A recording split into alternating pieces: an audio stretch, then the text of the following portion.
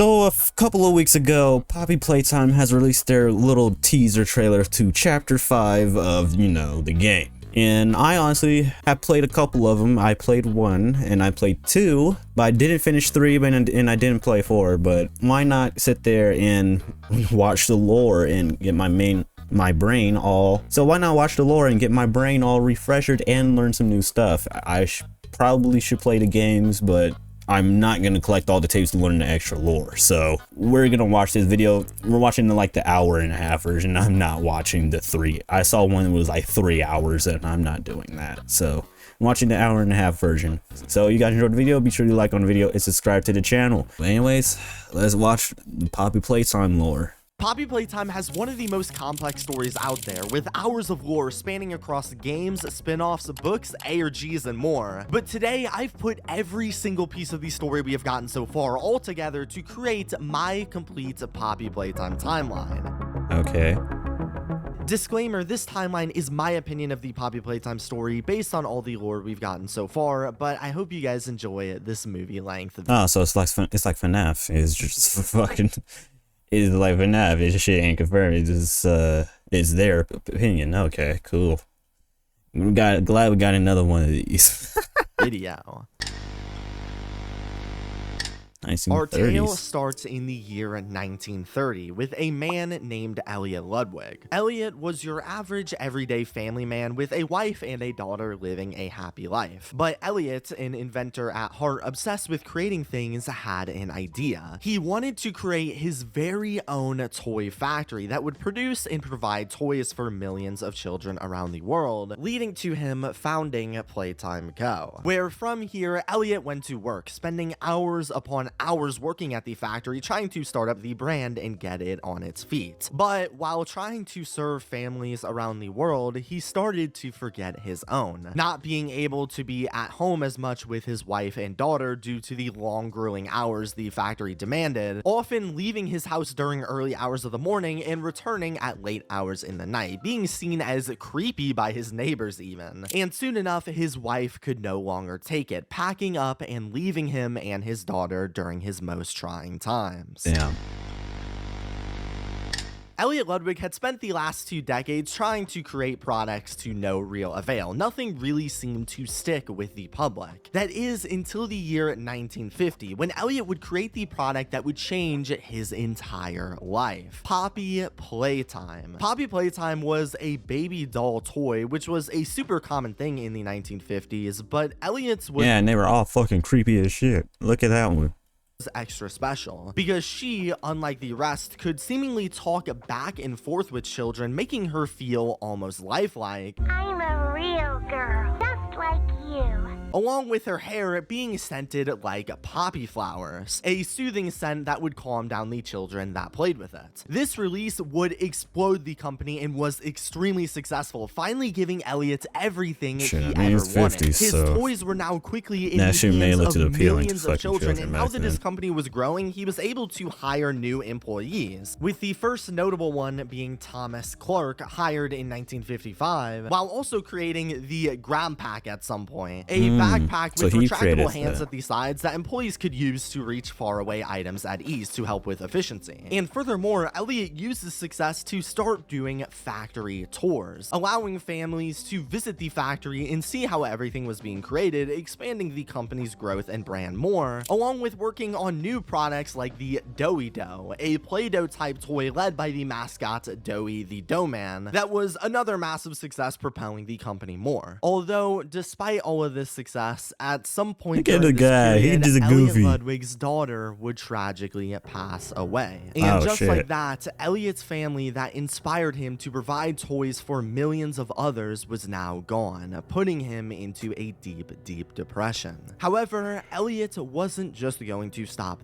Hey, hopefully she didn't die to one of your own creations, unlike another story where their own children died to their father's creation. there. If the factory is what dragged his family away, then maybe it's what could bring it back together. He had thousands of these lifelike Poppy dolls laying around, so being an inventor, he wondered if he could use one of them as a new shell for his daughter and attempt to revive her himself. It was a Hail Mary to say the least, but it was worth a try. And after experimenting on her with the slim but non-zero chance to save her life, magically it worked. Perfectly, as a matter of fact. His daughter was back as a living and breathing Poppy doll. She could move, think, talk, and feel. Elliot's daughter was revived, but this situation scarred him deeply as he realized he hadn't been spending any time with his daughter he almost just lost while working 24/7. So instead, he would develop himself a new home inside of the factory where they both lived, right across from his office, allowing him to spend more time with her during the busy hours and still have that semblance of the family life he lost when originally starting the company.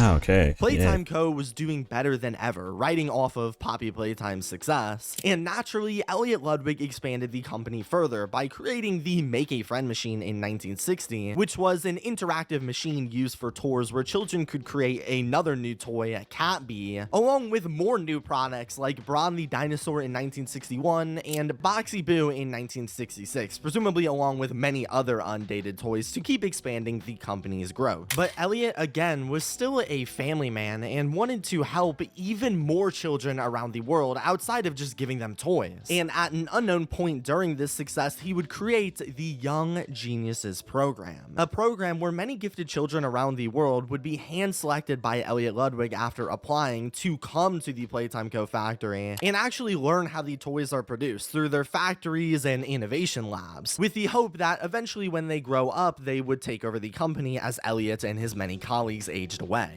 Many children would be selected for this program, like Bruno White, who will be important later, but the most special one of them all was a boy named Harley Sawyer, an intentionally isolated child with no interest for friendships or cares for others, with a rough life back at home, but despite this was an extremely intelligent and focused mind, obsessed with the scientific process. When selected for the Young Geniuses program, he saw how dedicated Elliot Ludwig and Playtime Co. was for innovation, which enlightened him further, giving him purpose and determination he never had before. Joining the program and getting to work on these creations with Elliot finally made the troubled young boy happy. However, there was a big looming issue. While Harley cared a ton about progress and innovation, his isolation and lack of friendships had turned him into a cynic. He didn't care about trying to make the fuck does that mean? Hold up, I gotta know what cynic is. I don't know what the fuck that means. A person who believes that people are motivated purely by self-interest rather than acting for honorable or unselfish reasons. Children so he's a piece of shit. Or benefiting humanity. He just wanted to see how far he could go with his creations, which went completely against Elliot Ludwig's ethics, causing them to argue against each other, where after a little while, despite him being one of the smartest children in the entire program, he unfortunately was removed by Elliot. Harley, following this, was enraged, believing Elliot was a backstabber after inviting him in the first place just to get rid of him, but for now, he was gone.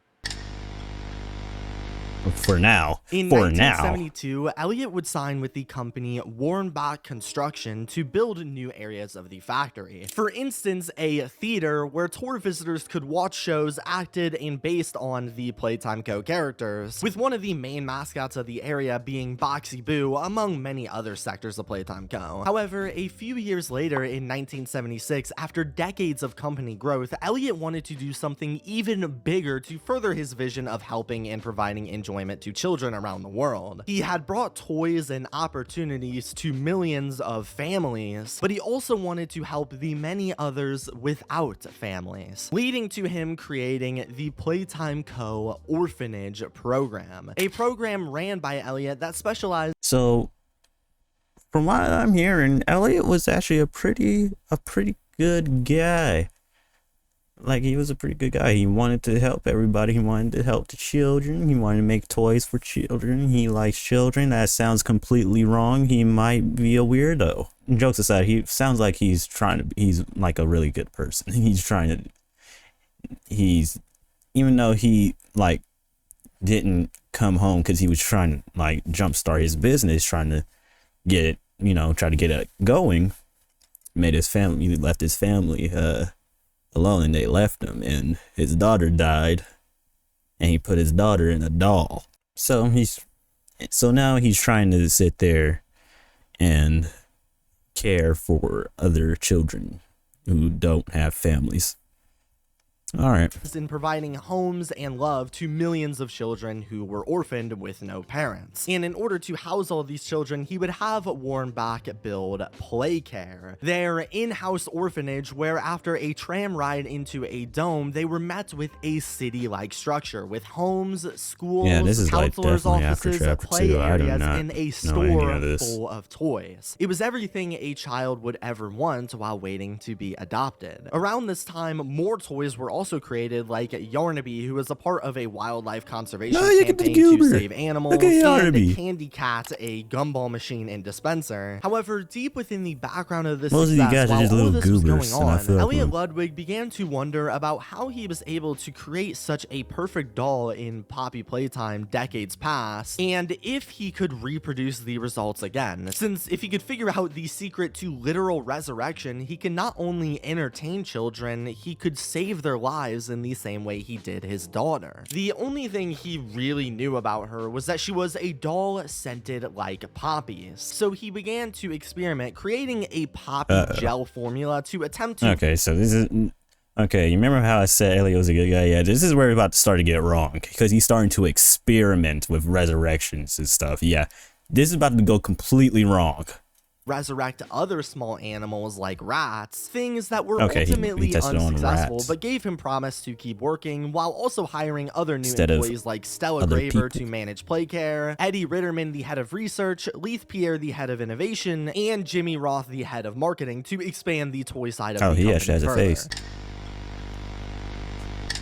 In the early 1980s, Playtime Co. was still large, but it needed another big product to keep their name in the spotlight. They had created a ton of new toys to fill up the company's successful lineup, but it wasn't until the year 1984 when they would come up with the company's biggest life-changing idea yet, Huggy Wuggy, a furry stuffed animal toy that was extremely cute, equipped with Velcro hands that stuck together. As their market research showed, anxious children were calmed by a toy that could hug them back. They would release this toy to an absolute smashing success, becoming immediately the biggest toy Playtime Co. had ever produced, taking the place as the unofficial mascot of the entire company. Then in 1985, they would expand on this success even more by creating a female counterpart to Huggy, this time who was pink and had eyelashes, Kissy Missy, along with even smaller, more affordable Huggy Wuggies, the Mini Huggies. These toys, 50 years after Playtime Co.'s opening, skyrocketed the company into the biggest it's ever been, and at this point, it seems like business was booming back in the 80s.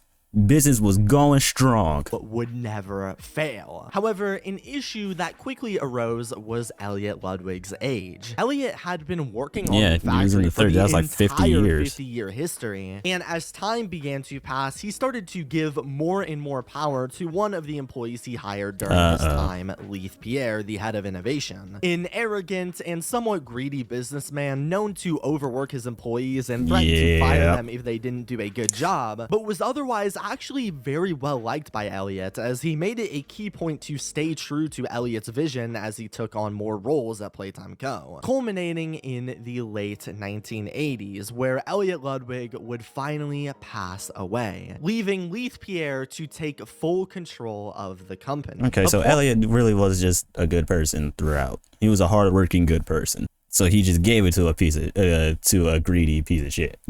On exploring what Elliot had left behind, he was shocked to see that behind closed doors, there was Poppy. The real, living, and breathing Poppy, something nobody had ever seen in the factory before. While over in his office, the documents of him trying to use Poppy gel to revive rats were found. These things Leith and his team began to study, but over on the toy side, he had also left one more thing: plans for the smiling critters. Bears, a set of 8 different Care Bear inspired plushes, all with their very own personalities, led by Dog Day, and included others like Bobby Bear Hug and Hoppy Hopscotch that would be sold as plushes and would spit out their own Those are creepy as fuck. Makes sense based upon their personalities, like Bobby, who is a character focused on love, emitting a rose scent, for instance. This was Playtime Co.'s most ambitious toy line yet off the back of the recent Huggy success, and Leith, being the businessman he was, loved this idea and sank absolutely all the money he could into the line, creating tons of the plushies to sell and even producing an entire cartoon to build the brand further. But he also had one more trick under his sleeve, specifically with the last smiling critter, Catnap, who was the critter all about getting enough sleep, with his plush scent originally being lavender. However, after seeing what Elliot was doing with all the Poppy Playtime flower stuff and the success of her Poppy scent as a toy back in 1950, Leith and his team would instead create a new gas for Catnap, this time made from the poppy flowers, being a dark, thick red that, when administered and tested, had extremely strong sleeping properties, knocking people out completely like how Catnap would in the show, while also having notable adverse effects like night terrors and nightmares. Regardless, during production, employees noticed the red smoke coming from the plushes, but chose to send them out anyway, leading up to 1989, where the plushes and the cartoon would finally release, where things went horribly. The show itself was very unpopular. Children were extremely scared of Catnap, who was completely silent and spewed the intimidating gas to the critters in a terrifyingly uncanny way. In the mind of a child, you just saw this man just fucking kill these people, making the show almost immediately a failure. But perhaps most horrifying of all was the plushes themselves, specifically Catnap's, as after the plushes went out to stores, Playtime Co. would instantly fall under extreme controversy. Children began to have horrifying nightmares after getting the Catnap plush and inhaling said red gas, as news articles and television urged parents to not let their children near the Catnap plush or any of these smiling critters for that matter, destroying the company's entire reputation overnight. Playtime Co. So they did this red gas because nobody likes the scent of lavender. Wow.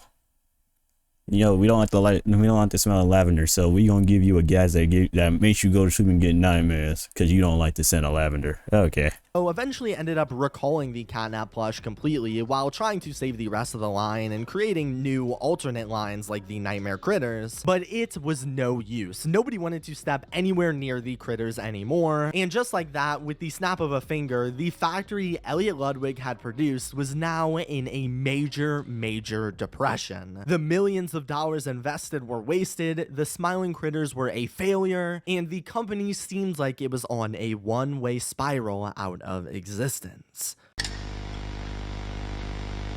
With Playtime Co.'s reputation being destroyed by the Catnap disaster, Leith Pierre was getting desperate. He was running low on funds, and if nothing changed soon, Playtime Co. was going to go down in flames quickly. His only real hope left was Poppy. So business is no longer booming. And the red gel. If he could figure out how these things worked and could create real living toys just like Elliot, the company would have no competition. They'd have the best toys on the market by far. The only issue is he didn't know how they worked. And in an act of desperation, he needed some help and would turn over to Elliot's Young Geniuses program from a few decades back, hiring an investigator, Jared Lockhart, to track down all of the old applicants and list out what they've done as they age. Where one above them all seemed to stick out among the rest. Dr. Harley Sawyer, who had, since his days at Playtime Co., became a neuroscientist with years of experience under his belt. And while he was originally kicked by Elliot Ludwig for his lack of morals, with no real other options, Leith brought him back, sending a letter bringing him onto the team on January 15th, 1990, where when doing so, Harley went to work, trying to figure out how the Poppy doll's life worked by taking the toy apart piece by piece to find that inside were real life human remains. Knowing it was then... So you took... Oh, damn. So he took apart the doll that his daughter was in. Not even like the old man ones. He made the one. He took apart the one that had the actual child, like the child within, parts of the child within it. Oh shit. Oh damn. Possible to create a living toy out of an organism, Sawyer then kept studying the Poppy doll while creating a few small experiments of his own to try and recreate the success. But it was when reading back on Elliot's rat experiment when Sawyer saw it notably cited that while rats were unsuccessful, larger test subjects might reveal better results. But then, where was he going to get a larger body to experiment on? Well, the daycare. Elliot had recently perished and had an available and capable body open for testing. After all, it's not like he had a family that would notice where his body went. So Harley took out some of his bones and other parts and mixed it with various different metals found throughout the factory to again try and recreate life. And behold, upon doing this, it was seemingly a success. He had created a clawed robotic creature that was living, breathing, and moving, named Experiment 1006 to continue off the numbers of Elliot Ludwig, also known as the prototype, Harley's first test at creating life. The prototype was very interesting because while at his core he was just a bunch of random parts strapped together, he was extremely intelligent, just like Elliot, almost too intelligent, seemingly retaining the smart and inventor-like qualities of his original body, but morally was completely different, being extremely so he was extremely fucked up. Yeah, tried to contain him, even using his inventor skills to craft a laser pointer from an alarm clock in his cell and destroy the camera watching it on his chamber, where when an employee would enter to check up on him, he would kill them. The prototype seemingly disassembled the digital alarm clock within his room and utilized the battery along with several other components to create a laser pointer, which he then fired into the security camera, disabling it. Once function returned to the camera, the room appeared to be empty. One surveillance specialist went in to confirm his absence. However, the prototype had hidden in one of the camera's blind spots. One casualty occurred. Otherwise, the creation, despite being living and breathing, didn't need to eat or anything to survive, which was a plus. And he also couldn't speak, but had the ability to mimic other people's voices, listening in on the many conversations around the factory. I was gonna make a joke saying he just used sign language with one hand.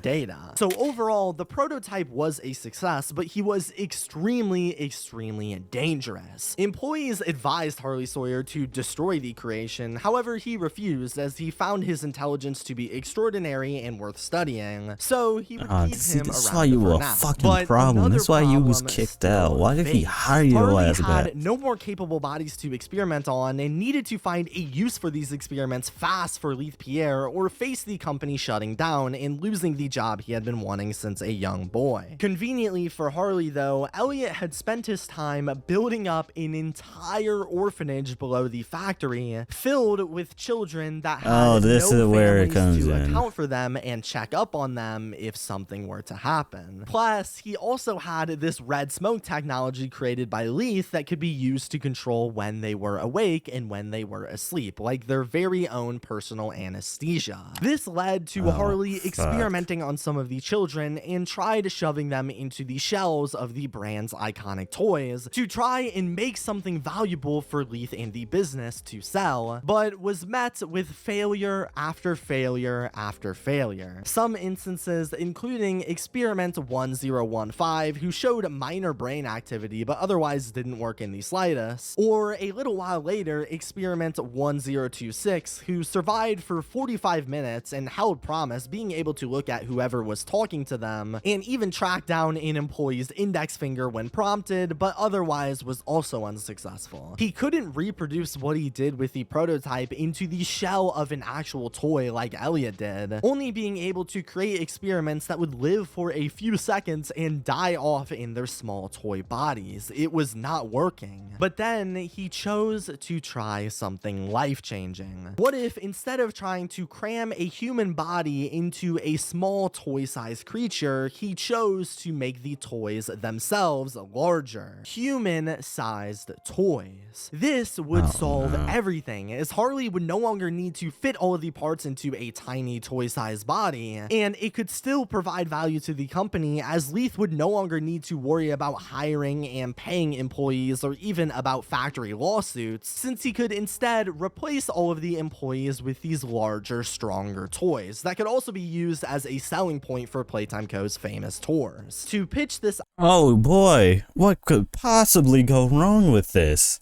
idea, he would work on Experiment 1160, a bigger version of the toy Boxy Boo, which ended up being a massive success. Similar to Poppy, it could move, breathe, and think like a real human, with the only real downside being that he required food to survive, unlike the prototype. Harley showed Boxy off to Leith Pierre to pitch the program the Bigger Bodies Initiative, which Leith would ultimately approve of, assigning each bigger body Harley would create with their own specific task. Boxy Boo's was to be the factory's Punisher, as in order to ensure nobody found out about the experiments they were working on, Harley would tailor Boxy Boo's appetite to human flesh, so in case any employees or tour guests saw anything they weren't supposed to, they wouldn't leave with the factory secrets, but that wouldn't be a problem for now.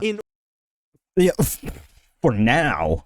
Yeah, sure, but yeah, for now. Why would you approve of this? I get you're trying to get the factory to stay open, but my dude, there has to be a line in all of this. You're doing this because you respect Elliot, but he did say you was kind of greedy, but your greed goes to this extent. Dog, I don't think Elliot wanted this. He just wanted to make toys for children. And y'all did this to his shit. To ramp up production further, Eddie Ritterman would re-sign with Warrenbach Construction later in 1990 to build even more things. Firstly, creating a larger laboratory for the experiments under the entire factory where nobody would find it, offering $100,000 to Warrenbach to keep it all a secret. They would build the gas production zone, which would produce the red smoke and distribute it throughout the factory, specifically into Playcare as they needed to settle down the children, while they would also create the game station, a building connected directly to Playcare by a child-occupied train that on the surface was disguised as a playground area where children could have fun and play in their 3 mini-games: Musical Memory, a game of Simon Says, Whack-a-Wuggy, a game of Whack-a-Mole, and Statues, a game of Red Light, Green Light. However, in reality, this place was actually built so that scientists could test the children's physical and mental cognition in the games and pick the best ones for experimentation based on their performance. Also creating the 3 games mascots, Bunzo Bunny, Mini Huggies, and PJ Pugapillar, into real bigger bodies to run the games for them. With all these expansions, they would hire a ton of new scientists to work and mass produce these creations, like Dr. White, another prodigy from the Young Geniuses program, and a biologist by the name PW, who will matter more later. But together, they would start to mass produce a ton of these toys, creating some failures like Pianosaurus, Experiment 1163, who acted like a rabid animal attacking anything in sight with no real other use, and Yarnaby, Experiment 1166, who was once a child named Quinn Navidson, originally deemed to be a bad kid as his game station performance was low, but after being mentored by Harley himself, improved his score tremendously and would be chosen to be turned into the Yarnaby monster, who for whatever reason displayed an odd sense of loyalty to certain staff members, leading to Harley Sawyer manipulating this emotion by isolating himself with Yarnaby until he became so emotionally dependent on him that he could control Yarnaby in what he did completely, which would become a problem later. That's fucked up, bro.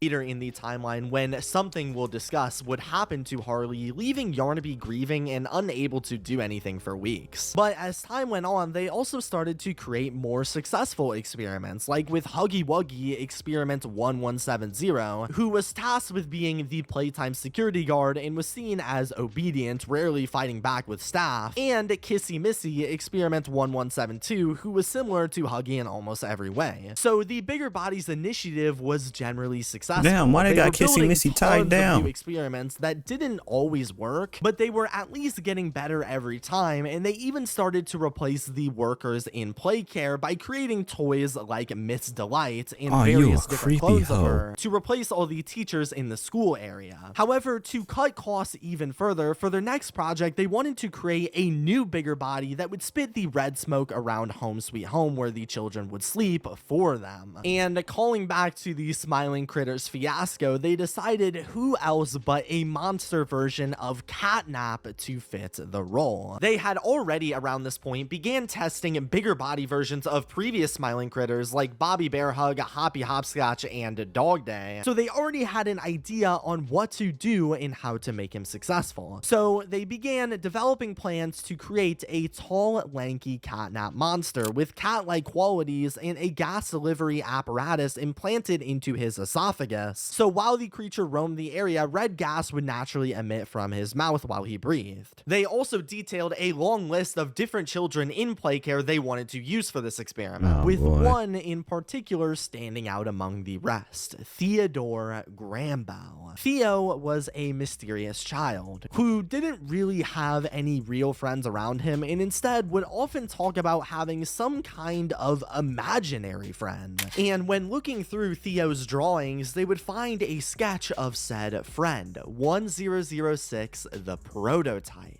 who had seemingly escaped his cell and was now lurking around Playcare befriending Theo. However, this wasn't an even relationship, as the prototype would begin to use Theo, who would get caught digging through Playtime Co. employee files under the order of his imaginary friend, and would also steal 2 sets of grab pack hands and green electric hand attachments, an extension they added to the hands to allow electricity to be transferred to doors and power them on. Then suddenly, one night at Home Sweet Home, Theo made a run for the exit with 1006, attempting to power on the doors to leave Playcare using the green electric hands. However, being only a 7-year-old child, Theo would accidentally misfire and shock himself, leaving himself with severe burns while opening the exit gate. But from here, something really interesting happened. The prototype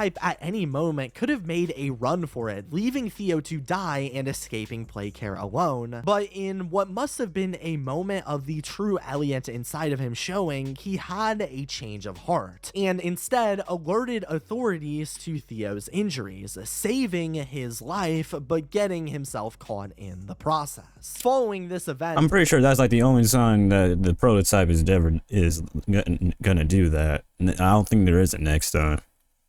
seeing Theo's rowdiness, they decided that he would be the prime victim to be chosen for Catnap Experiment 1188 in November of 1990, which upon operation could generally this is chapter 3, a success, as he could walk around and spit the red smoke as he was supposed to. But that's not to say he didn't have a few various problems. For one, the children found Catnap to be really scary at first, which was obviously bad since he was supposed to be around them every night. Plus, eventually his voice box broke, giving him a scary, raspy voice. But by far, his biggest issue was that he was seemingly obsessed with the prototype. As a child, the prototype was his only true friend, and after saving his life in the Green Hand incident, Catnap saw the prototype like a god, following him around wherever he went in the same way a puppy would follow its owner. He was completely under 1006's control more than even the employees. But even more issues would arrive on November 20th, 1990, as inside of Playcare's Playhouse, they had created a bunch of holding cells in order to hold the experiments until they were needed, and while attempting to confine Catnap into one of these holding cells, he would, in a fit of rage, escape and go on a rampage, attacking 6 employees and killing them before several tranquilizer darts were shot into him, subduing him, with one of the witnesses and reporter of the incident being the biologist PW, urging for better safety equipment while seeing firsthand the inhumanity of these experiments and what it did to the children inside the bodies. Regardless, this situation would be covered up by the company, and afterwards, Leith Pierre would begin to put together a group known as the Resource Extraction Specialists, who were in charge of collecting parts and evidence after tragedies just like this one, also building an employee-only train station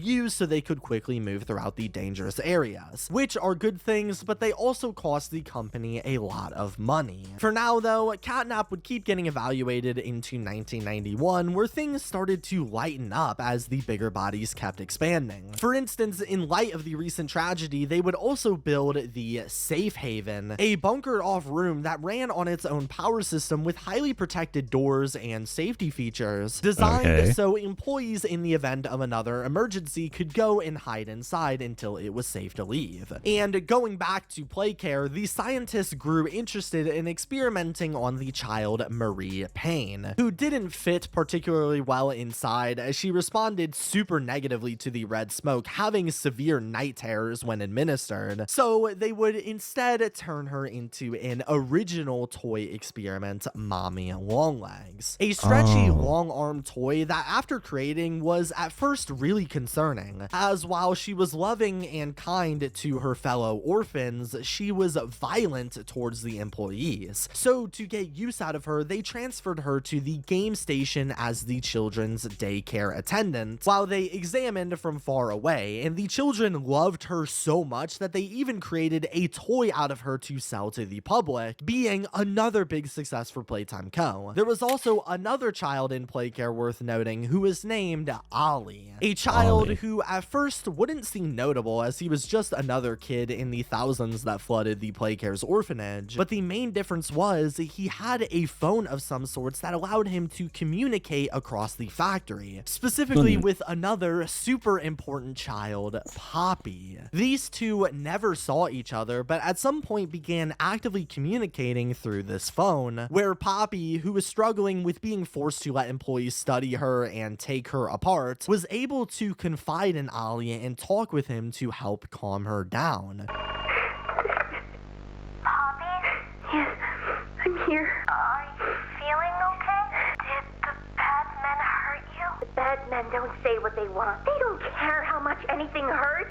It's been weeks and weeks of taking things out and putting them back in and taking things out and putting them back in. Over and over and over. Nothing's ever gotten better. And it'll never get better. I know. Damn. Now she's rough, gang. Nothing now, Ollie. You're not nothing to me. You're Poppy. I'm here, Poppy. For you, I'll always be here. Giving her only true friend in the factory after being turned into the monster she felt she was. Speaking of monsters, following this, with all of these different experiments roaming around the factory, the secret was bound to slip at some point about what was truly going on down here. And at first, it would start small, as on March 21st, employee Marcus Brickley would report to Leith Pierre seeing a 1,000-legged monster in the cafeteria roaming around. That's fucking Jack. That's Jack. Hey, what's good, man?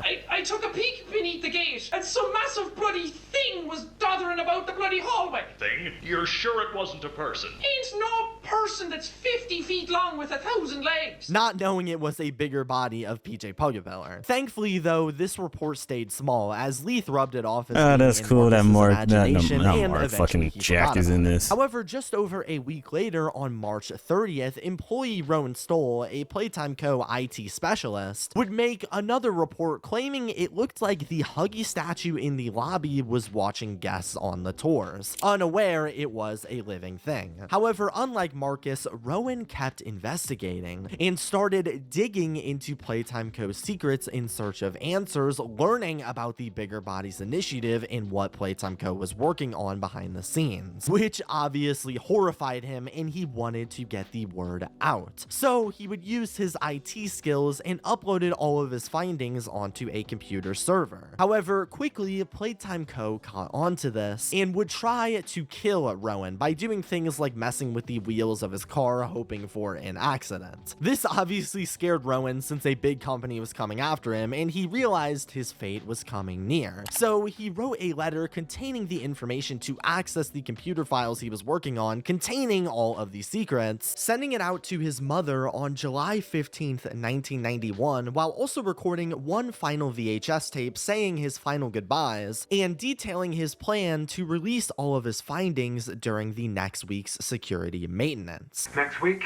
I've scheduled the companies, the servers, the security to be shut down for 60 minutes of maintenance. While security is out, I'm going to release everything and run. Where days later, they finally caught him in a room with Boxy Boo, who finally got to put his human appetite to work, eating Rowan's soul and killing him. Then a few more days later, on July 20th, during Rowan's planned maintenance, Playtime Co. would instead wipe all of their computer databases, including the files he planned to release, keeping all of their company secrets hidden, at least for now. Things generally coasted along for the rest of the year for Playtime Co., leading into 1992, where there started to be another problem. As with Elliot Ludwig being dead, the employees seemingly started to store various different body parts inside of his house, including those of a young experimented on child that was eventually discovered by the public, which obviously was bad for the company's reputation. And furthermore, on June 18th of the same year, for seemingly no reason, one of Playtime Co.'s best and most successful and obedient toys, Huggy Wuggy, would suddenly snap and break for Playtime Co.'s exit, escaping the factory during the night and wreaking complete havoc in the outside forest, killing multiple employees and even being spotted in residential neighborhoods. And while thankfully both of these incidents were able to be swept under the rug, as Elliot's neighbors already saw him as weird, giving them a good alibi for the body being there, and they managed to subdue Huggy without any of the public seeing him, these close calls were starting to get worrying, and also showed that the monsters were seemingly getting more and more aggressive over time, especially since in another experiment, 1199, the employees turned worker Thomas Clark into a Brawn toy after he contracted lung cancer to try and save his life, but was almost immediately attacked by the other toys who could tell he was an employee, showing how much more aggressive they were. So they're just more aggressive towards the employees. Oh, okay. Well, they said it earlier,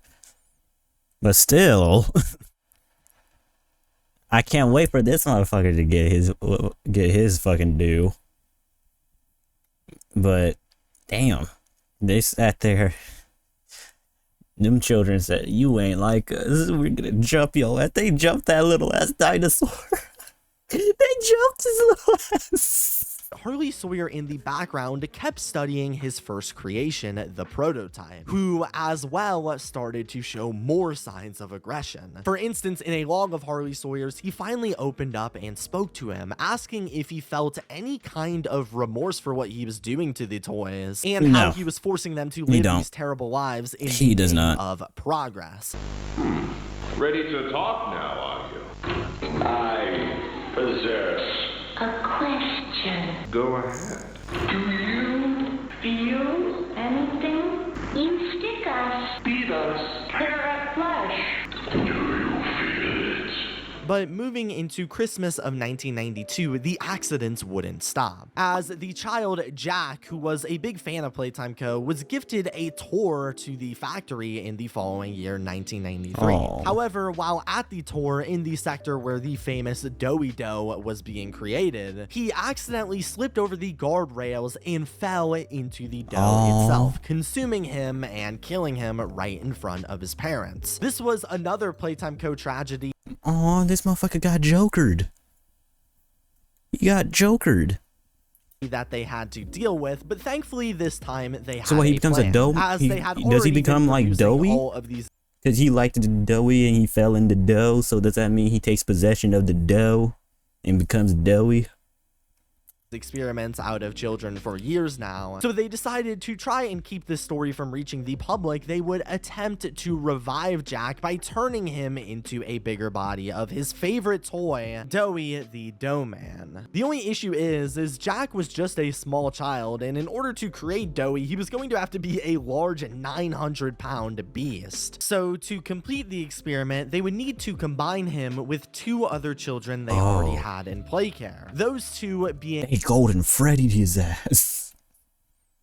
They added more souls to him. Matthew Hollard, an older and more mature child, and Kevin Barnes, a smart but also extremely temperamental child. And when combining all three of these to create Joey, it was only partially a success, as the three personalities would constantly clash with each other and take control, with him sometimes being cute and friendly like the child Jack, wise and mature like the child Matthew, or on the negative side, angry and aggressive like Kevin. Regardless, they would invite Jack's parents over to the factory to show that they saved their son. And upon entering the testing chamber with Doey, they were horrified by what they saw. A massive half-ton being of Doey the Dough Man meant to be their child. What did you do to him? Dear, look at it. That's not even human. Regardless, though, they tried to talk with the creature, where instead of displaying the personality of Jack, he almost immediately became aggressive with the parents and started violently attacking them. Hey, you'll be okay, I promise. Mommy's only here to talk. No, I don't want to talk. Get out! Susan, get away from it! Jack? And despite them begging the employees to be let out of the chamber during this attack, they left their asses in there and let them die. Oh, that's fucked. I don't know what's more fucked. Honestly, I think William Afton is more fucked. But this is fucked. I think they're on the same spectrum, but William is a little more fucked up. the scientists couldn't just let them see this and report it to the public, so unfortunately they had to leave it closed where both of the parents died. Please, open the door! And afterward, Doey realized what he did and switched personalities back to Jack, crying over both of his dead parents.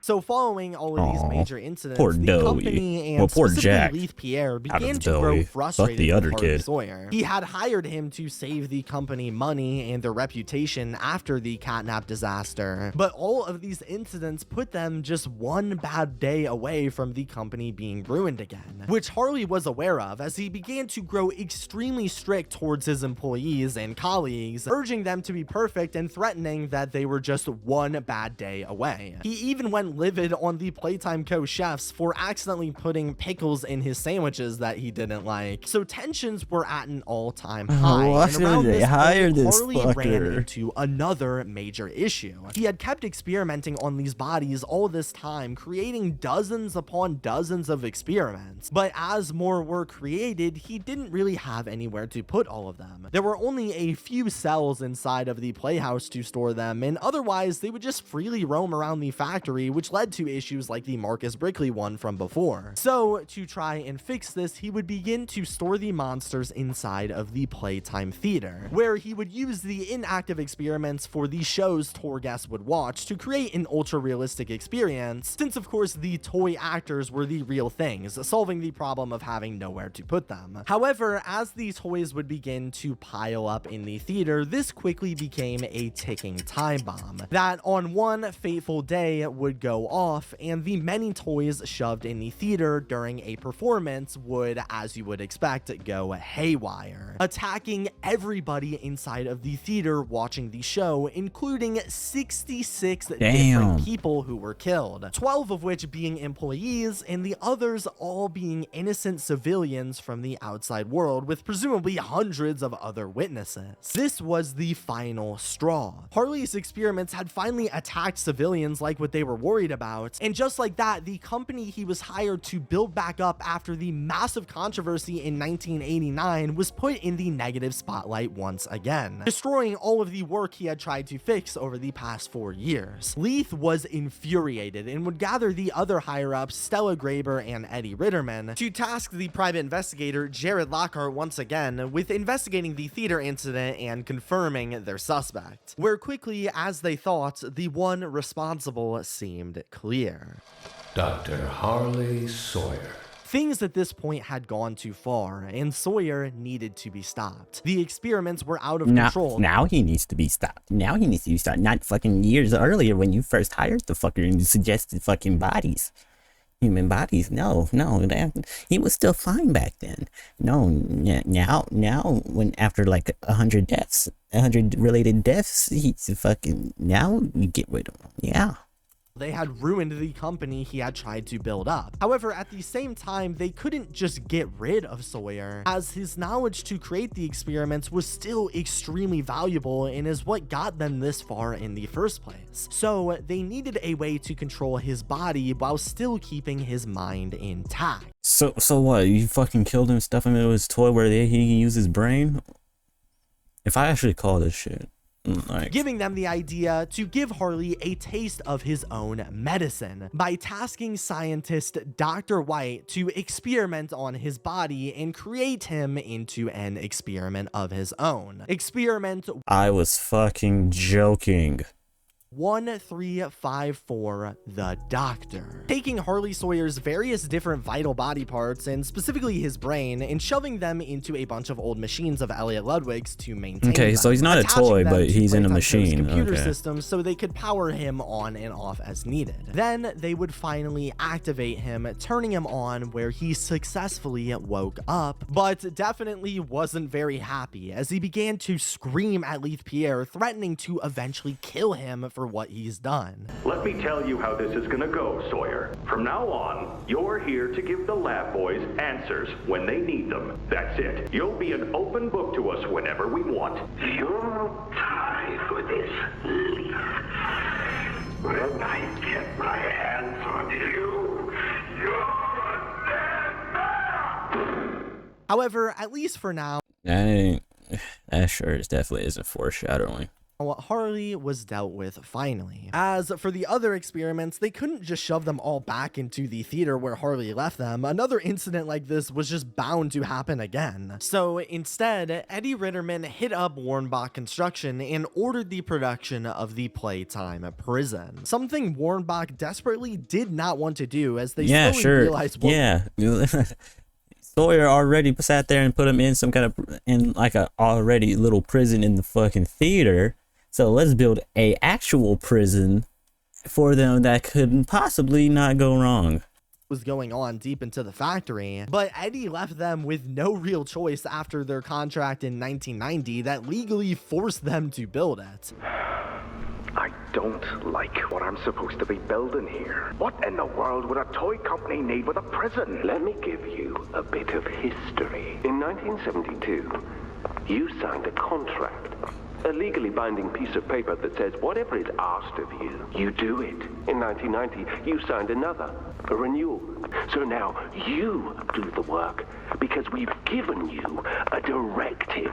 I get paid to see that things get done. And this, like everything else, will get done. Where from there, they would hire themselves the warden, who was in charge of watching all of the experiments put into the prison, and also got access to the Omni Hand, a Playtime Co. grab pack hand they were working on that was only given to the main higher-ups in the company: Leith Pierre, Stella Graber, Eddie Ritterman, and of course now the warden, which gave them access to every door in all of the factory. Alongside the prison, they would build these secondary labs, which is where Harley Sawyer was stored, and would be ran by Dr. White, placed right next to the prison so they could harvest the body parts of failed experiments and use them on better experiments instead of just letting them roam around where another accident can happen. As the factory would roll into 1994 and early 1995, it kept moving and generally was growing, with other small experiments being made like the mini critters and mini nightmare critters that were built as technology progressed and the scientists were able to create smaller bodies, like what was originally planned at the start of the program. However, from here, other looming issues began to come up. On the employee side, when trying to expand the company further, the employees found that the red gas that they had built pipes around the entire factory for was extremely flammable. So continuing building underneath the factory was dangerous since the pressure down below was greater and one small fire or explosion could explode the entire factory from the bottom up. So to they just didn't care. They started to produce canisters of liquid nitrogen that were designed to keep things cool in emergencies. While on the monster side, Kissy Missy, one of the earlier successful experiments, started to show severe signs of anxiety. So bad to a point where she could no longer work and they had to put her into storage for the time being to hopefully calm her down. Oh, that's why they had her tied down But Kissy earlier. wasn't the only one who began to get anxious, as along with her, the employee and biologist from the past, PW, began to get worried about the state of the company and all of the experiments they were forced to work on, having a growing guilt building in the back of their mind. This wasn't morally right, experimenting on these kids until they turned into violent monsters that were going crazy, and it started to weigh on PW heavily as they would contemplate quitting and would take days off when the orphans would visit, not wanting to look them in the eye. So, like other people had tried to do in the past, they began to log down the things going on in the factory, collecting various different papers and evidence against the factory and putting them into one of their orientation notebooks, exposing the full story of Playtime Co. and their experiments to be left behind if something ever happened. And speaking of which, during this entire time, the tensions between the employees and the monsters, more specifically the prototype, only— Just imagine all of this was happening in real life. Like, this was what behind what was behind Toys R Us. And that's why they fucking shut down. kept growing. 1006 was no longer going to keep letting these experiments happen. This was his factory before, and he grew sick day by day watching it become a place of corporate greed and scientific cynicism. He needed to stop it all. And after seeing what happened in the 1993 theater incident, he knew that the other experiments were his key to freedom. So over the next few months, the prototype began to create a plan with the toys, saying that if they all at the exact same time attacked every single employee and human being in the factory, they could kill all of them like how they did in the theater incident, and the prototype would free them from their torment and solitude. And of course, they saw how the prototype saved Catnap as a child and had attacked employees in the past, so they knew that they could trust him to finally free them. The date they chose for this attack was August 8th, 1995 at 11 a.m. Playtime Co. kept running up until this day, even constructing new buildings like a Playtime Park. However, when the fateful day would finally arrive at this fateful time, the toys finally, once and for all, attacked. Almost every single monster in the entire factory went haywire at the exact same time. Catnap attacked everyone in Playcare, Miss Delight attacked everyone in the school, Huggy attacked all the tour guides up in the main lobby, Kissy Missy was actually in the process of being transported to Playcare from Storage B when the incident happened, where she attacked the extraction specialists. Every single adult human that was there that day was killed. One employee who attempted to escape was the warden, who ran into Harley Sawyer on his way out, where he begged him for some help. So Harley had made him an offer. If he gave Sawyer that Omni hand he had that could control all of the doors in the factory, Harley, who was connected to the computer system, could use it to open all of the doors for him remotely and give him a way out. The warden, out of desperation, agreed, giving Sawyer full control to the factory, where we never hear from him again. However, while we can assume he died among the rubble, one person actually did survive the hour of joy, none other than PW, who had fortunately missed work this day and therefore wasn't there for the hour that killed every single employee but them. With the next day, all of the other employees completely disappearing and Playtime Co. officially ceasing to exist. But this wasn't it for the monsters, as going back into the factory, every toy was seemingly freed from the control of the employees, and like the prototype promised, no longer had to live in this factory. They were all saved. Except the prototype wasn't being fully honest, as despite saying all the toys would be freed afterwards, that was kind of a lie. I mean, they were humans turned into toys. They couldn't exit here and live in a society like this even if they wanted to. Instead, the prototype didn't want to just kill the employees that ran his factory as a person. prison, he wanted to take over himself. Since the place after this almost immediately erupted into pure anarchy and chaos. Every toy that survived the attack were all instantly forced to fend for themselves, hunting for the remaining food in the factory, whether that be from the old workers' bodies or even eventually having to kill each other just for a bite to eat. Some did this and survived, while others refused and would rot away slowly. Oh. However, the prototype who didn't need to eat had devised a plan to take back control of the factory by creating his very own cult, where with his companion Catnap, who stuck by his side this entire time, he would offer the toys to go under the prototype's worship and rule to be rewarded with protection and food to sustain themselves, while also striking a deal with the Playcare School's teacher, Miss Delight, who after the Hour of Joy was locked inside of the school for an unknown reason with all of her sisters. She's creepy as fuck. Look at it. Look at it. Days with no food, she built herself a friend/weapon,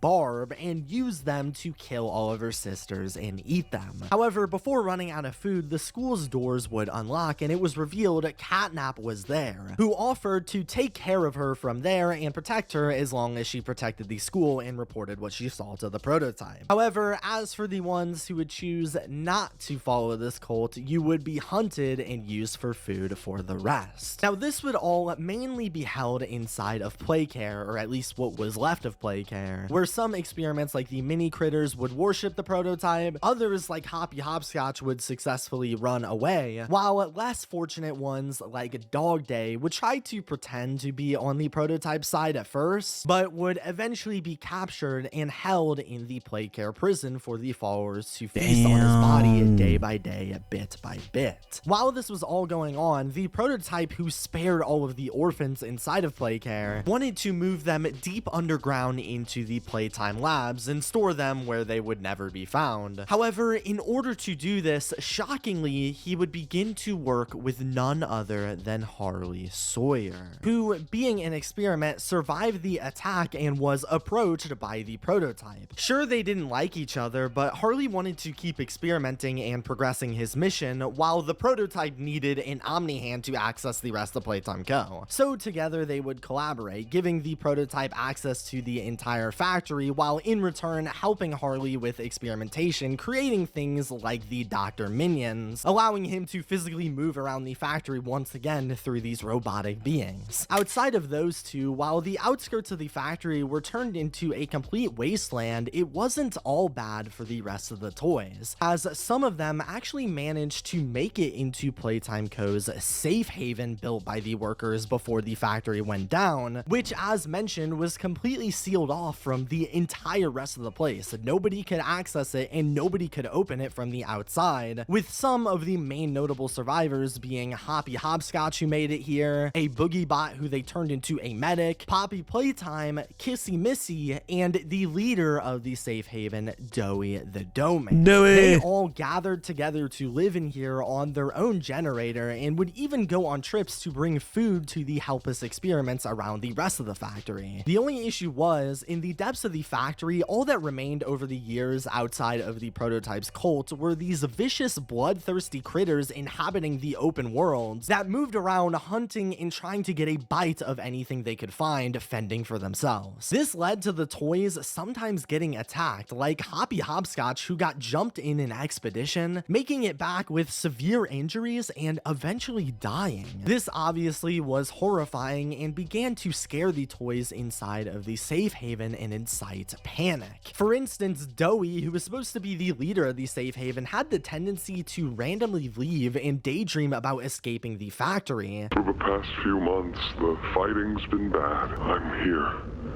outside the prison, and seeing this again, it's given me reason to think I could make for the exit. Only turning back when realizing the children needed them, while Poppy was not so lucky. Still being a young child, she tended to panic and run away when stressed out, with her on one of these panic-inducing days choosing to completely leave Safe Haven, where upon her exit, she wouldn't return, scaring the survivors that the worst had happened. So they built her a shrine and sketched out drawings begging for her return. However, outside of Safe Haven, during her run and escape, she ran into none other than the prototype 1006, who had been looking for her for years. This was the first experiment and was by far the most perfect. It was Elliot's daughter before Elliot became the prototype, and despite her hiding away and not knowing 1006's true identity, he was still emotionally connected to her and found her valuable to his mission. He couldn't just kill her or let her leave, so instead he brought her back up to the home where they used to spend all their time together as a human. And to ensure she didn't run away, he locked her in a case, ensuring she was always home, and the prototype could still have that one semblance of a family life amidst all this chaos. Damn.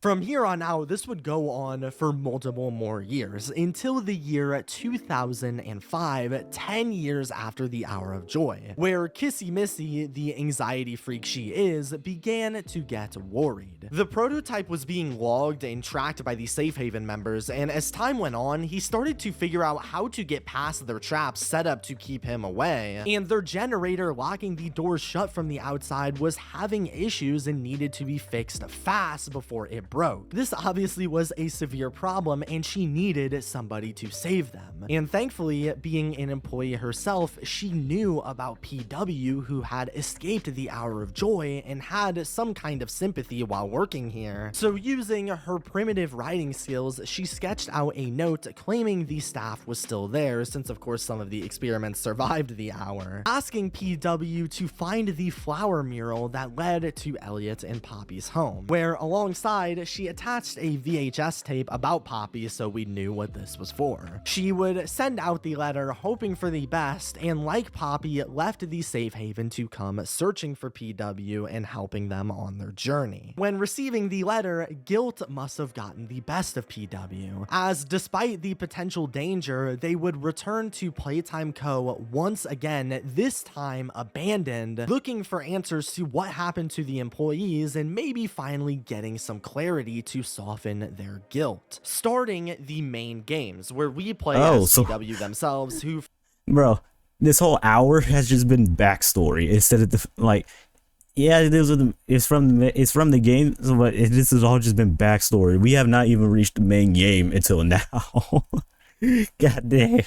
For now, I'm mostly going to refer to as us or the player. Upon entering, we're met PW, with the same okay. old factory lobby, but this time with an ominous liminal vibe in the air. At the front lied a VHS tape by Leith Pierre, warning intruders that inside were intense security systems if they didn't turn back. Hi, my name is Leith Pierre. If you're seeing this, then you're trespassing. This facility is full of hidden motion triggers, which, once set off, will turn on the factory's emergency alarm and directly contact the authorities. And that's one of the more tame aspects of our security system. But as we trespass anyway, we begin to encounter the unthinkable. Toys piled all around, bloodied and dead. From here, we then acquire a grab pack of our own from the security room, and upon entering the main lobby, we're met with the horrifying sight of the Huggy Wuggy statue. Regardless though, we moved forward, and when powering on the doors to the next section, suddenly Huggy was no longer there, but he definitely wasn't fully gone from the factory, since as we kept progressing, he kept seemingly peeking around corners, hunting us down like we were some kind of prey. After traversing through some more areas and collecting a second grab pack hand, we came across Elliot Ludwig's old Make a Friend machine that was still working and powering to this day, but something definitely seemed off about it, as its eyes began to follow us around almost like it was as well alive.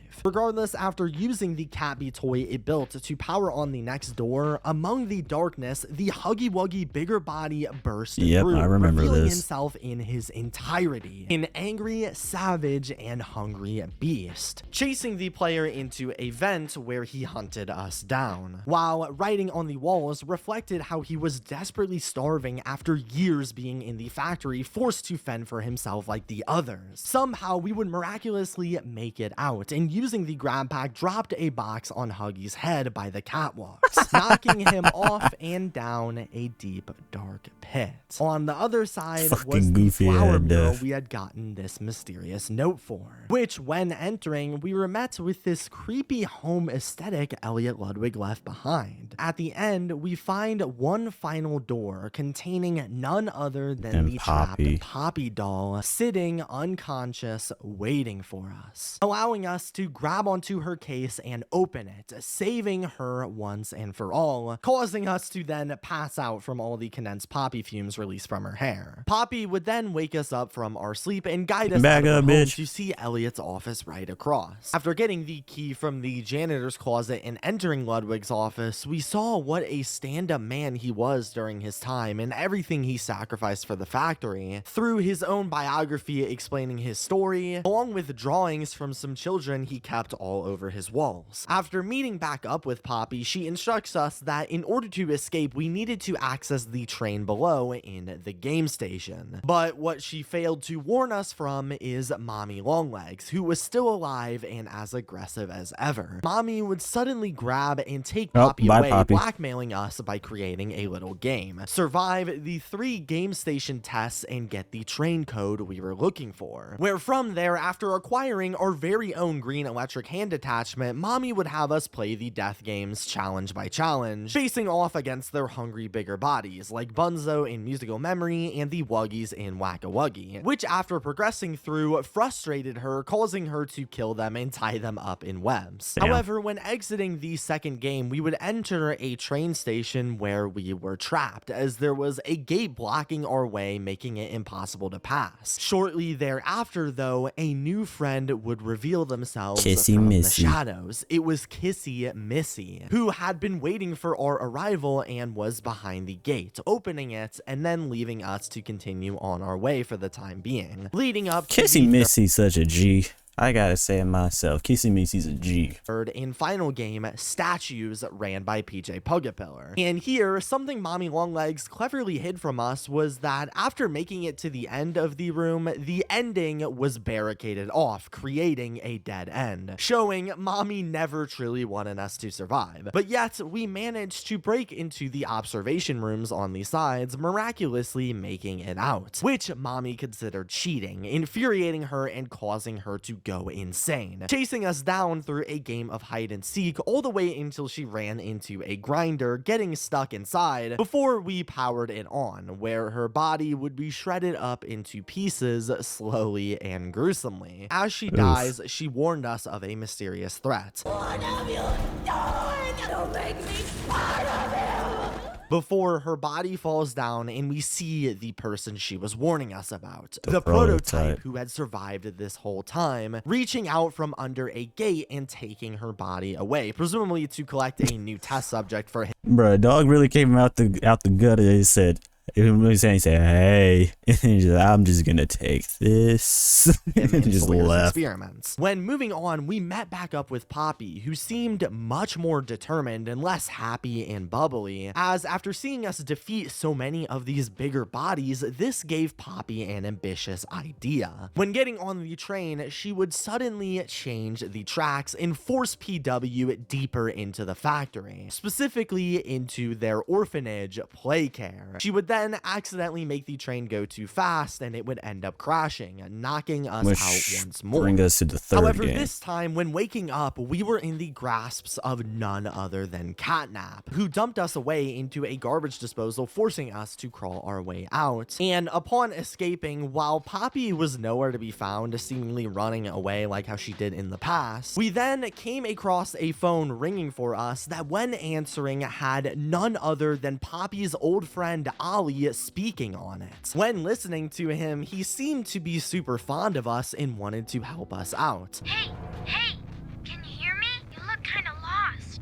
I don't want you to die, so I'm gonna help you. Yeah, this is obviously not Ollie, because wasn't this like years ago?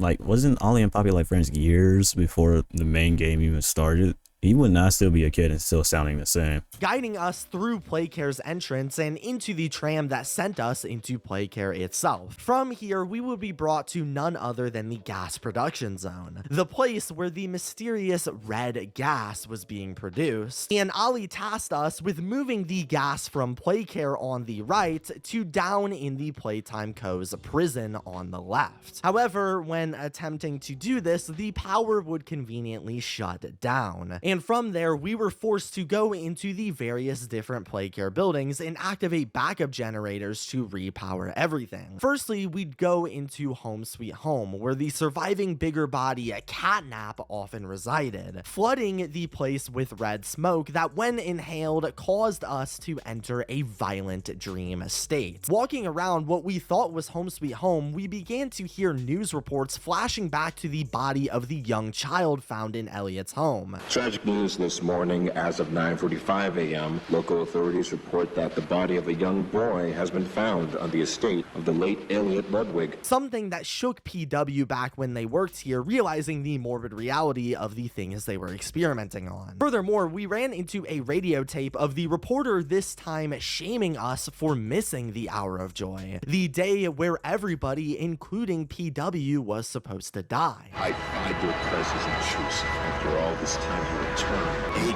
8/8/1995. You were supposed to be here. Why weren't you here? You missed the event. You missed the meeting. You missed the party. The survivor's guilt was weighing heavy on PW as we then reached their old office when they were an employee. That again reminded PW of the guilt haunting over us. Finally coming across the labs room where we originally created the experiments. And when walking in, the door shut behind us, and out of the TV, a large, demonic, and evil version of Huggy Wuggy would climb out and chase us down the room, that is attacking us horrifying. and giving us what we felt was the punishment we deserved for what we did. However, thankfully, this was all just a dream as we woke up, but now PW was determined to keep digging for this factory's secrets. It's what they owed to the lost children stuck here that they created. Moving through Home Sweet Home, we powered on its generator, where while leaving, we would suddenly be stopped and attacked by none other than Kissy Missy, who in a fit of terror aggressively pounced us. However, thankfully, Poppy was right beside her and calmed her down, letting us go. Kissy was still very clearly traumatized by the events of the Hour of Joy and the friends she lost along the way. However, we were here to help, and her plan to get us to come back had worked. From here, Poppy finally explained to us the reason she didn't let us leave is because she saw us as capable for some kind of mysterious mission. After seeing our actions in the past, and even expressed wanting to kill the prototype, although she doesn't go much further. From here, we would continue on, powering up the school, which still held a corrupted version of Miss Delight, who we'd make it past. From there, we would travel through a large cave system that inside contained what appeared to be a shrine made up from a bunch of dead toys that Catnap had made for his god, the prototype, that he would go and pray to. Why you walked up and just sat there just, oh.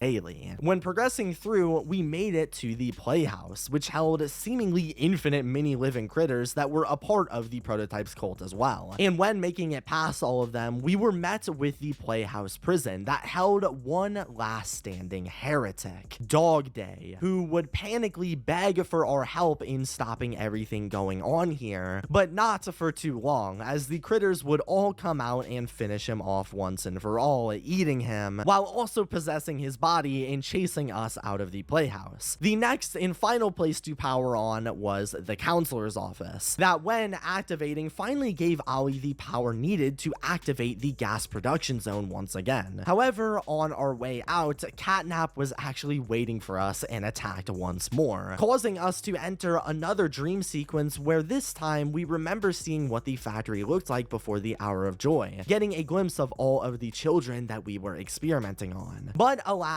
we had woke up and survived. However, Catnap was definitely not happy.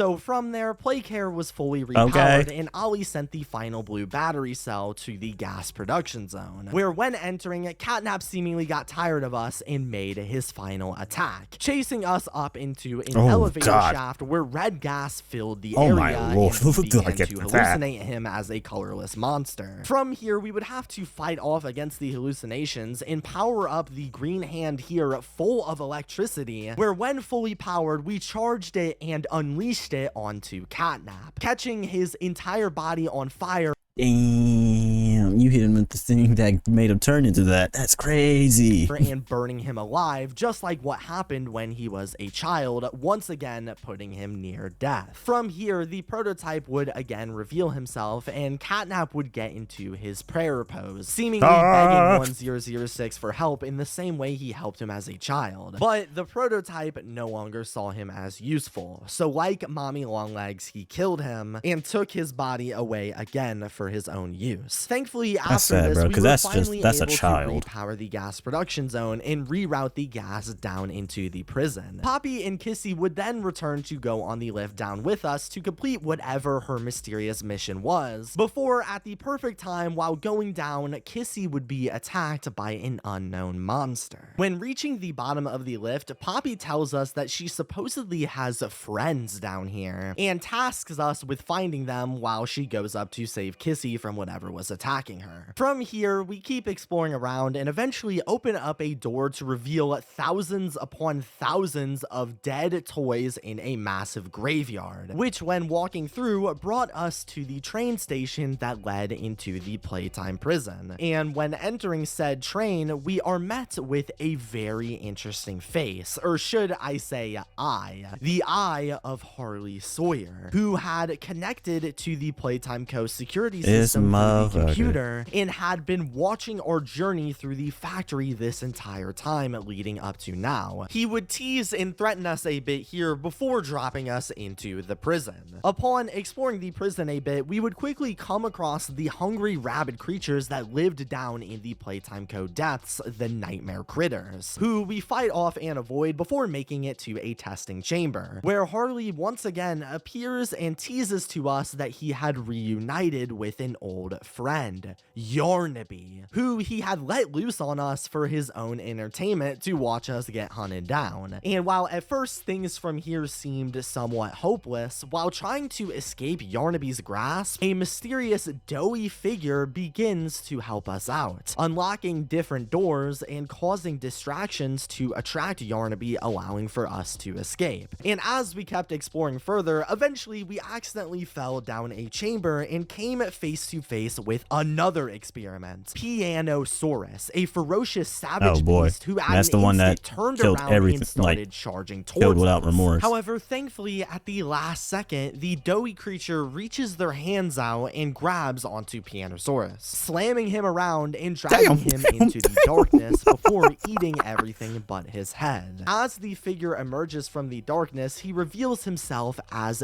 Doughy the Doughy, the safe haven leader. Doughy introduces himself and guides us towards a safe haven where Poppy said her friends would be. While moving towards the area though, suddenly Kissy, who miraculously survived her attack earlier, dragged us into a crevice where her and Poppy were hiding as the prototype was hunting them down, moving across, suggesting this was the being that attacked her. And from there, they gunned it straight into safe haven and closed it just in time. They were all safe, and Poppy, the one that the members had been waiting for years, was back in the haven. Here, she finally explains to us her full plan. She knew about the prototype hiding the orphans deep below in the labs, and it was going to be our job to go and save them. While the reason she guided the red smoke down into the prison but the thing is, how long were the orphans down in there? Like, how long?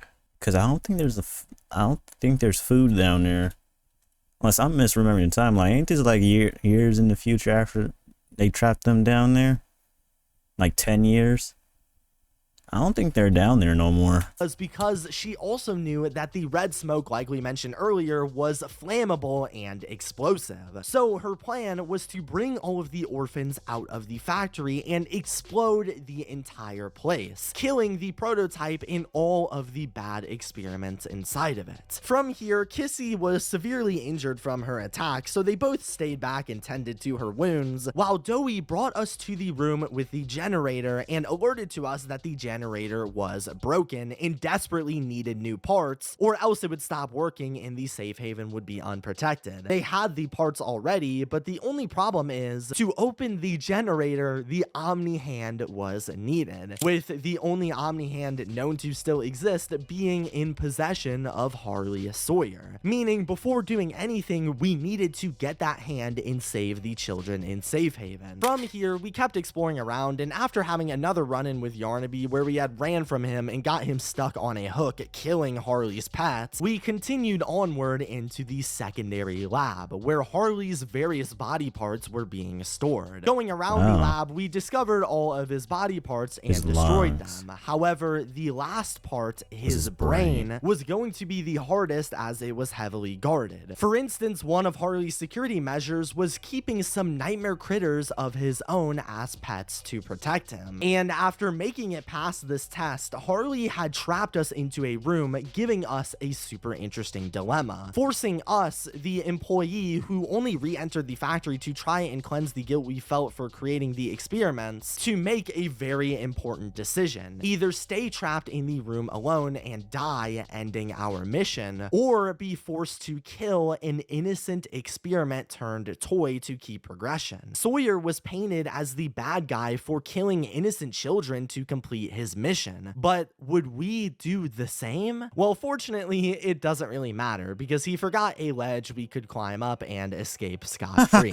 But this brought us to Harley's final challenge, where we discovered there were hundreds of Sawyer's minions waiting for us that began to chase us down as we tried to power the gate to Sawyer's mainframe, which, when successfully doing, in the next room brought us to Sawyer's brain, the final part of his body that remained. We walked up to it and, like what we did with the other body parts, shut it down, ending and killing the rest of Harley Sawyer. Most importantly, after he's this, dead. he left behind none other than the Omni Hand. We collected the hand and returned to repair the safe haven generator guided by Ollie. It was saved, and now it was time for Poppy's mission. Dowie went out of the safe haven to distract the prototype, and we went down to the factory's foundation to place the explosives on a bunch of red smoke pipes that would burst when the dynamite was set off. However, after placing these on the way out, Dowie panically confronted us as he had seemingly lost the prototype and didn't know where he went. Although, unfortunately, it wouldn't take long for him to find out, as behind him, he saw that the safe haven, the place he had been protecting from the prototype for decades, had been invaded and exploded by 1006, killing everything. We then walked back to safe haven to see Dowie grieving over all of the children he tried to save, now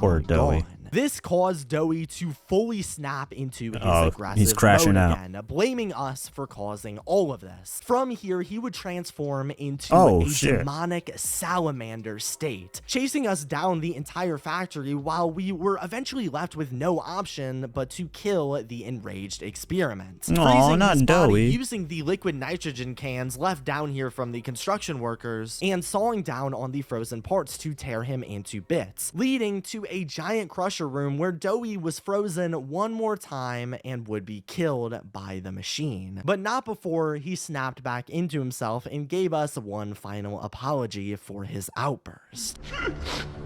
I'm sorry. I'm sorry. From here, we fall into a vent where none other than Poppy, Kissy, and Ollie were down there. They had all survived the prototype's wrath and were back together. However, while Poppy was talking to Ollie, his tone suddenly changed. Ollie, something's gone horribly wrong. The safe haven... Shelf ventilation block B6. Is this where you are, Poppy? From childlike and friendly to evil and twisted. At some point, the Ollie Poppy knew was gone and was replaced by the prototype himself mimicking Ollie's voice. And while listening in on everything we were doing throughout the factory, he revealed he intercepted all of the explosives we were trying to use to blow the place up and had strapped them to the ventilation area we were trapped in. However, first, he wanted Poppy again, telling her to come home back into the case he had put her in years ago, inciting panic in her once again, where despite being our friend, she ran off like she's done for years, betraying us and leaving us and Kissy alone. The prototype then blew the vent up. Kissy would try to hold us up from the rubble, but her injured arm fell off and we like were I said, all Kissy alone. was a G. When getting up from the fall though, in front of us, we saw there was none other than the Playtime Co. labs, the place we used to work. From here, we began to walk into the laboratory area using the Omni Hand. Inside was a VHS tape similar to the one found when we first entered. Upon playing, Leith Pierre was introduced, but this time he sounded much more sinister. Hi, my name is Leith Pierre, and I'm the head of innovation here at Playtime Co. If you're seeing this, you must be very, very lost. Warning us about the security systems once again, as outside of the lab, from the darkness, it's revealed that none other than Huggy Wuggy was waiting for us, who, hungrier for revenge than ever, attacks the glass of the lab doors while more red smoke filled up the area, causing us to once again slowly pass out, ending the Poppy Playtime timeline. So that's all for the timeline. Wow. Again, this was just my opinion. I did have to make a lot of assumptions about unanswered questions like who the prototype was and what the red smoke was originally created for, along with having to shove certain events that don't have specific dates into random places to fit and build out the story. But if you guys enjoyed, please subscribe. This is by far the biggest video I've ever. Man, all right, so that was the timeline. Man, that was honestly very interesting. So yeah, it was a good refresher for like 1 and 2 because I didn't remember most of it, and learning about new stuff about 3, 4, and now we're going into 5 in the next game. I can't wait for it now. I'm really invested. But if you guys enjoyed the video, be sure to like on the video and subscribe to the channel, as I very much appreciate it. It supports me and supports the channel. But anyways, I hope to see you guys in the next video. Peace.